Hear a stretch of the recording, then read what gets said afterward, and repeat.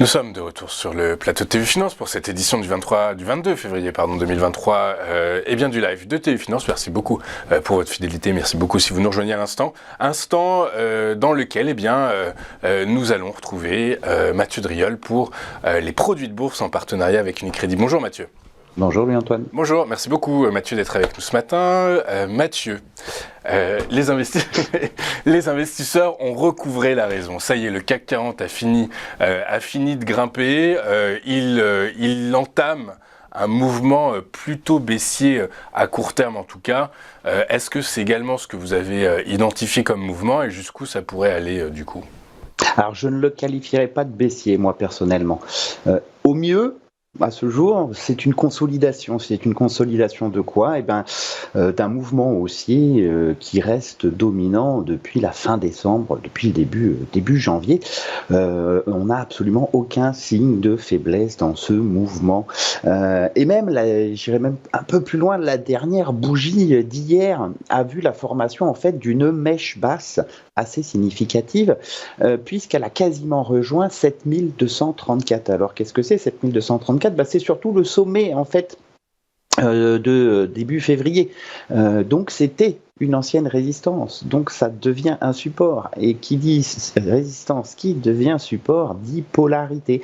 Un petit peu comme 7115 qu'on avait travaillé en tant que résistance à la mi-janvier, qui est devenu support à la mi-février avant de repartir de l'avant. Ça veut dire quoi ? Ça veut dire que les acheteurs, en fait, sont revenus défendre la tendance haussière dès le test du tout premier support.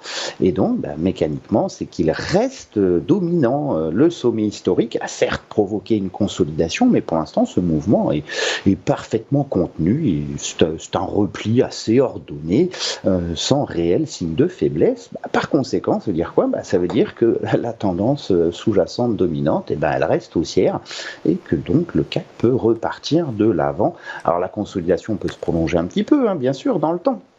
Mais en tout cas, le sens, il est bel et bien toujours à l'achat sur l'indice CAC 40. Le sens est donc toujours à l'achat, toujours dans le vert. Du coup, je dévoile la fin. C'est un call, c'est Pernod Ricard. Et du coup, pour accompagner la tendance, donc le secteur agroalimentaire vous semble avoir du sens, Mathieu. En tout cas, il retrouve un petit peu de la force, c'est ça qui nous a intéressés. On aurait pu prendre par exemple aussi Danone qui vient de donner un signal intéressant. Le problème de Danone, c'est qu'elle est un peu faible en soi dans son secteur par rapport aux autres, alors que Pernod Ricard, l'avantage, elle, c'est déjà qu'elle est en tendance haussière à moyen terme. Depuis 2020, on le voit, cette succession de creux et sommets ascendants, une très belle impulsion qui a emmené les cours de 110 à 212,39 sommet historique, quasiment doublé, avant d'avoir effectué une consolidation sur le support majeur à 167,70. Ce niveau, renforcé par la moyenne mobile à 200 périodes, était le précédent sommet de 2019. Donc là, vous voyez, c'est aussi cette histoire de polarité. Les cours ont pris le temps de le travailler, ce support, il a été testé à 3 reprises, avant justement que finalement les acheteurs reviennent, notamment récemment, avec la bougie en cours qui franchit la résistance à 194 et qui dépasse le précédent sommet descendant dans la phase de consolidation. Et bien ça, en analyse technique, c'est un signe que les acheteurs reviennent sur le marché, reviennent sur Pernod Ricard. Et s'ils reviennent, c'est d'une certaine façon pour que la tendance à moyen terme aille marquer de nouveaux sommets, donc au-delà de 112,39 vers 128,50, résistance calculée. On est donc là aussi sur un titre qui retrouve de l'allant et de la force. Un titre qui retrouve de l'allant, un mouvement vers le haut, des velléités haussières. Du coup, vous visez le plus haut historique à 212 ?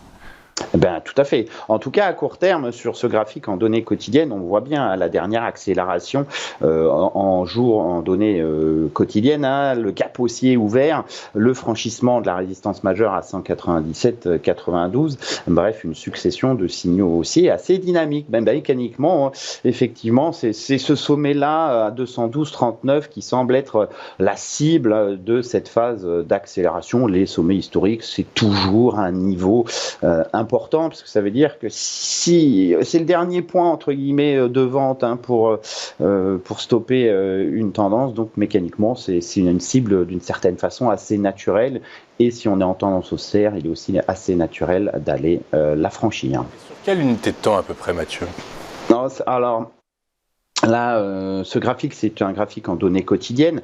Alors, on voit que Pernod Ricard manque tout de même un petit peu de volatilité, d'impulsion, même si ces derniers jours, on a retrouvé un petit peu d'allant, avec notamment l'accélération et le gap. On peut tabler raisonnablement sur une cible à 3 semaines, à 1 mois à peu près. Et pour ce faire, pour viser cette cible, ce sommet historique, eh bien, en scénario principal aussi, vous pouvez vous porter sur le turbo illimité Best Call de Mnemo T068T, une parité à 0,10, une échéance ouverte, un levier à 9,91 pour une barrière désactivante aux alentours des 180,59. À l'inverse, si vous privilégiez une baisse de Pernod Ricard, votre choix se portera sur le turbo illimité Best Put de Mnemo H470T, une parité à 0,10, une échéance ouverte, un levier à 8,10 et une barrière désactivante à 224,06. Oui, merci Mathieu. Je vous posais cette question parce qu'il y a un programme de rachat d'actions qui va s'ouvrir, qui s'est ouvert le 20 février, donc il y a 2 jours, qui se clôturera le 6 avril. Un programme de rachat d'actions de 300 millions d'euros, mais qui donc pourrait porter le cours à la hausse. Du coup, il y a un faisceau d'indicateurs, un faisceau d'éléments qui militent pour des velléités haussières, un mouvement haussier vers ces 212,39. Merci beaucoup Mathieu d'avoir été avec nous ce matin. Vous êtes analyste senior chez Debuy, et je vous rappelle que les produits que vous présentez dans les produits de bourse, les idées de trading que vous mettez en avant sont classées dans la catégorie 7 par l'AMF, et qu'elles sont donc destinées à des investisseurs extrêmement aguerris puisque le risque est très élevé.